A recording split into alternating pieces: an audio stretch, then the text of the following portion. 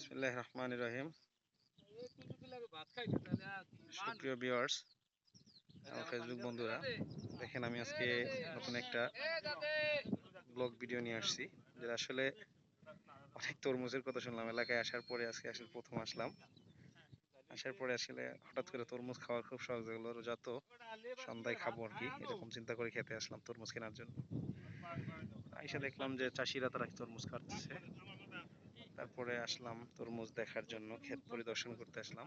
অনেক সুন্দর, অনেক ভালো ভালো তরমুজ হয়েছে, ভালো ফল হয়েছে গাছে, যা অনেক সুন্দর সুন্দর ফল। দেখেন এই যে আমি দেখাচ্ছি আপনাদের, যে কাকা তার নিজের মাঠে তিনি কাটছে, এগুলো বিক্রি হয়ে গেছে, এগুলো চলে যাবে ওই যে ওই গাড়িতে। হ্যাঁ, অনেক সুন্দর ফসল, অনেক সুন্দর ফল হয়েছে দেখেন, পুরো প্রত্যেকটা জায়গায়।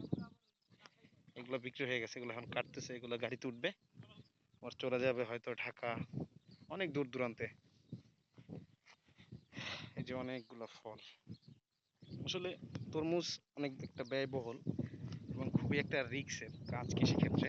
এটা খুবই সম্ভাবনাময়ী ফল, যেটা আসলে অনেক লাভবান একটা কৃষি চাষ।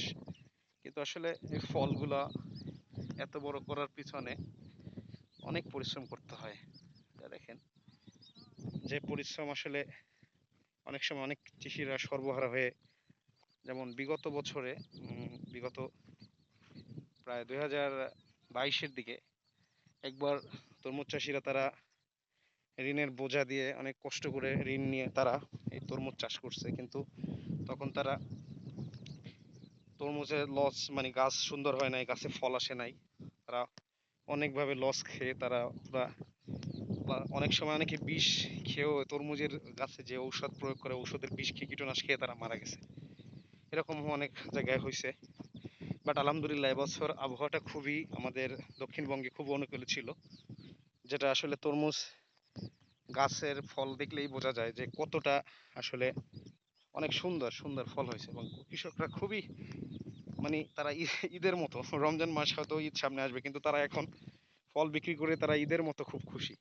এবং অনেক সুন্দর সুন্দর ফল হয়েছে, যা আসলে দেখে আমারও মন ভরে যাচ্ছে যে আসলে এত সুন্দর ফল, ও তরমুজগুলো দেখার জন্য। এবং খুবই সুস্বাদু তরমুজ। আমি হয়তো আমি রোজা এখন দেখাতে পারতেছি না, তা যাই হোক। এরপরে এবছর বৃষ্টি হয়নি, বেশি করে বৃষ্টি ছিলই না, একদম টোটালি। সেচটা খুবই ভালো ছিল, সেচ খুবই কাছাকাছি, এখান থেকেই সামনেই সেচের জায়গাটা খুবই ভালো ছিল, যার কারণে তরমুজের ফলনগুলো, এবং খুবই এক একটা তরমুজ 10 কেজি, 12 কেজি, 14 কেজি হয়েছে, এরকম ওয়েটের অনেক তরমুজ আছে। যেমন এই তরমুজটাই মিনিমাম হয়তো 12-14 কেজি হবে, এখানে আরো দুই কয়েকটাই আছে।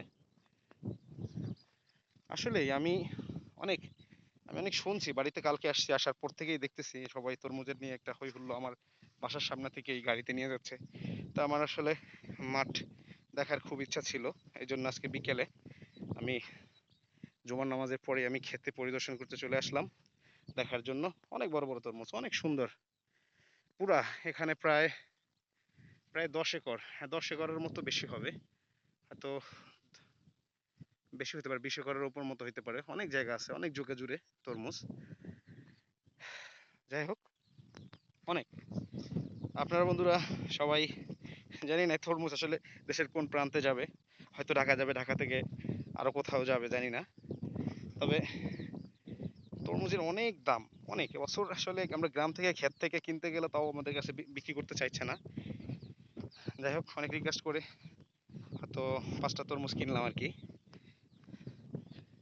যাই হোক, তারা তরমুজ হয়তো কাটবে একটু পরে, আমাকে দিবে তখন, তার ফাঁকে আমি একটু ক্ষেতটা পরিদর্শন করার জন্য আসলাম। এই তো মোটামুটি আলহামদুলিল্লাহ, দেখে খুবই ভালো লাগলো। আর এবছর কৃষি ক্ষেত্রে আমাদের তরমুজ চাষ ক্ষেত্রে দক্ষিণবঙ্গে যথেষ্ট দেশের উন্নয়নে ভূমিকা রাখবে, এটা আমি বিশ্বাস করি। এবং কৃষকরাও সেই সাথে খুবই আত্মবিশ্বাসী, তারা খুবই খুশি। সর্বোপরি করা কৃষক খুশি মানেই দেশ খুশি, আর দেশে প্রধান চালিকা শক্তি হলো কৃষক। আমাদের কৃষক বাঁচলেই আমরা বাঁচবো, এটাই স্বাভাবিক। দেখ, সর্বোপরি সবার জন্য শুভকামনা। হ্যাঁ, এখানে আমার ভিডিও শেষ। সবাই দোয়া রাখবেন এবং সবাই অবশ্যই কমেন্ট করবেন। আহ, বেশি বেশি ভালো লাগলে হয়তো নিজের কাছ থেকে ইন্সপায়ার হয়ে ভিডিও করার জন্য সবাই কমেন্টে জানাবেন এবং ভিডিওটা ভালো লাগলে অবশ্যই শেয়ার করে দিবেন। আসসালামু আলাইকুম।